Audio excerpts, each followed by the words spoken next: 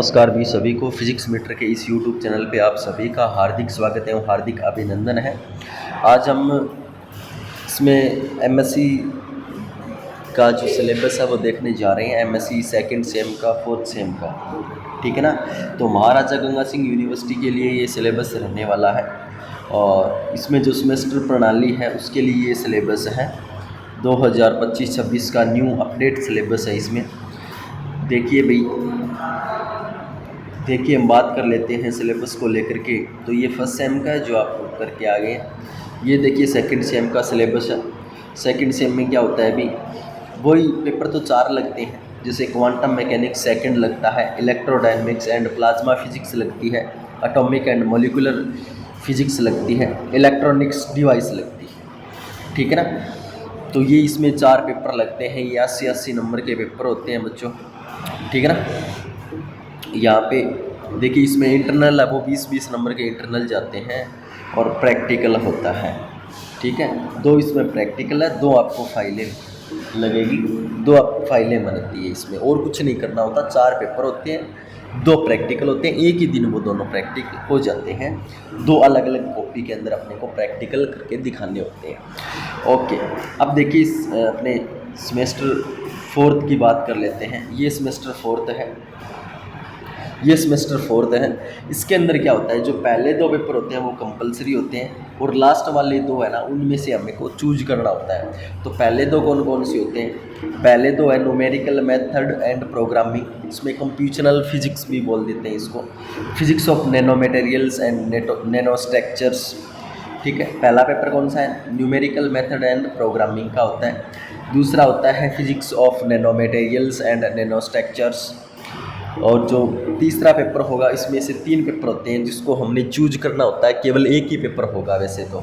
जैसे ए होता है physics of laser and laser application, B होता है science and technology of renewable energy, और 3 होता है मेडिकल फिजिक्स। इन तीनों में से कोई भी एक पेपर अपने को सिलेक्ट करना होता है एग्जाम फॉर्म भरते टाइम, ठीक है। और एक ही पेपर होगा ये।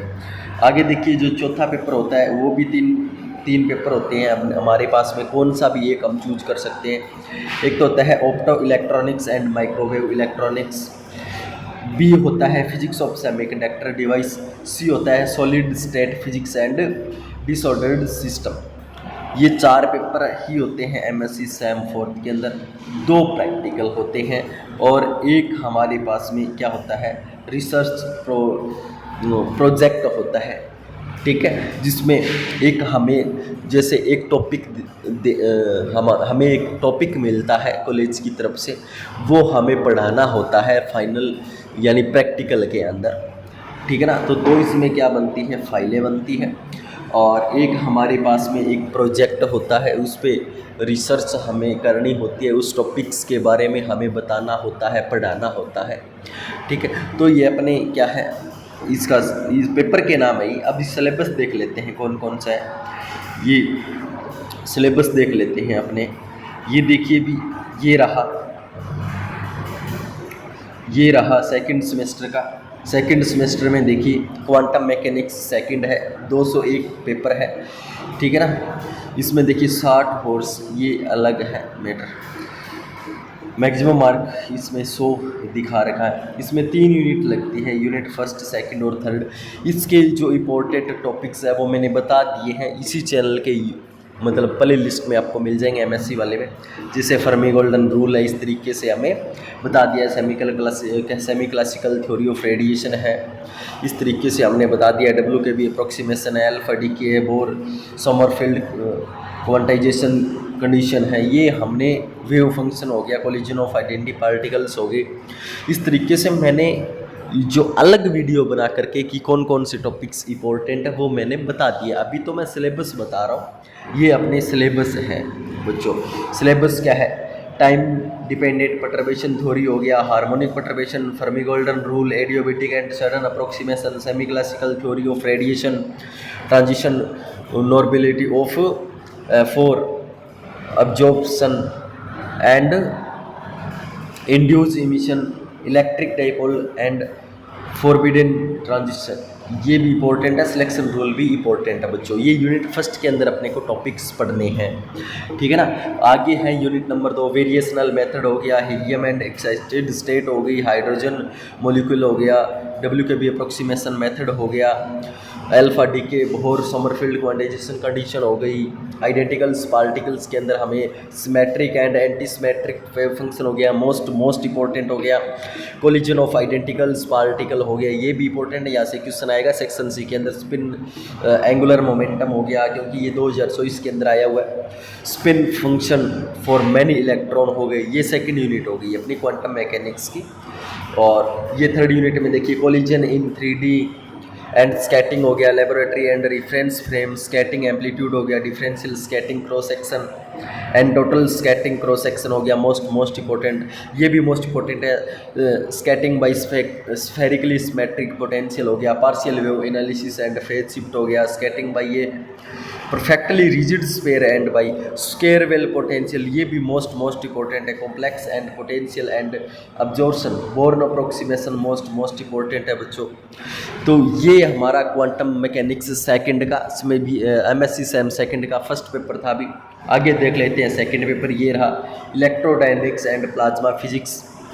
इसके अंदर कौन कौन से अपने को यूनिट लगती है, 3 यूनिट लगती है। इसमें कौन कौन से टॉपिक्स है, रिव्यू और 4 वेक्टर हो गया and Lorentz transformation in 4 dimensional space हो गया, electromagnetic field tensor in 4 dimension and Maxwell equation हो गई, ड्यूल फील्ड टेंसर हो गया, ठीक है। मैथमेटिकल फिजिक्स के भी है इसमें part, wave function for vector and scalar potential and their solutions हो गए। ये यूनिट फर्स्ट हो गई।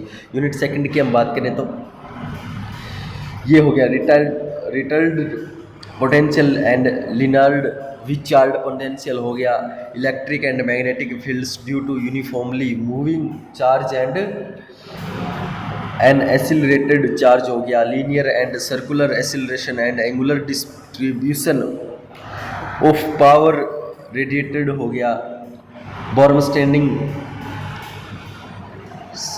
साइनोट्रॉन रेडिएशन हो गई and Cherenkov radiation most important है, केरेनकाउ रेडिएशन, ठीक है, चेरेनकाउ बोल सकते हैं इसको। रिएक्शन फोर्स एंड रेडिएशन हो गई, ये भी मोस्ट इंपॉर्टेंट है बच्चों। आगे motion of charge particle in electromagnetic field हो गया, uniform E and B fields हो गए, नॉन यूनिफॉर्म फील्ड्स हो गए, diffusion across magnetic fields, time varying E and B fields हो गया, एडियोबैटिक इनवेरियंस हो गए, first second third adiabatic invariance हो गए। ये सेकंड यूनिट है अपनी। थर्ड यूनिट के अंदर प्लाज्मा फिजिक्स लगती है, elementary concepts, derivation of moment equation from Boltzmann equation हो गई, प्लाज्मा ओसिलेशंस हो गए, डिवाइस शील्डिंग हो गई, प्लाज्मा फॉर्म परमामीटर्स हो गए, मैग्नेटोप्लाज्मा हो गया, प्लाज्मा कॉन्फिनमेंट हो गया, hydrodynamical distribution of description of plasma fundamental हो गए, hydromagnetic wave, magnetosonic and Alfven wave हो गई, ठीक है, wave phenomena in magnetoplasma, polarisation, phase velocity, group velocity आप जिस पढ़ के आए हैं BCM के अंदर, ये रेजोनेंस ऑफ फॉर इलेक्ट्रोमैग्नेटिक हो wave, parallel and perpendicular to the magnetic field हो गया। ये अपने को मोस्ट इंपॉर्टेंट टॉपिक्स है। ये इनोस्फेयर एंड मैग्नेटोस्फेयर हो गया, ये भी इंपॉर्टेंट है। ये अपना सेकंड पेपर है MSc सैम सेकंड का। अभी थर्ड आ गया अपना एटॉमिक एंड मोलिकुलर फिजिक्स, ये थर्ड है। एटॉमिक्स एंड मोलिकुलर फिजिक्स के अंदर यूनिट फर्स्ट होगी quantum states of 1 electron atoms हो गया, adiabatic orbits, hydrogen spectrums, Pauli's principle, spectra of alkali elements, spin orbit, interaction and fine structure in alkali spectra, equivalent and non equivalent electrons हो गया, most important है। ये इस topic आपको देखने हैं अभी, ठीक है। आगे देखिए नॉर्मल एंड एनोमल्स, जीमान इफेक्ट हो गया, पासन ब्रैकेट इफेक्ट हो गया, स्टोर्क इफेक्ट हो गया, 2 electron system, interaction energy in LS and J coupling होगी, कपलिंग मोस्ट इंपॉर्टेंट है। हाइपर स्ट्रक्चर्स हो गया, लाइन बोर्डिंग, मैकेनिक्स हो गए अपने, ठीक है, जनरल आइडियाज।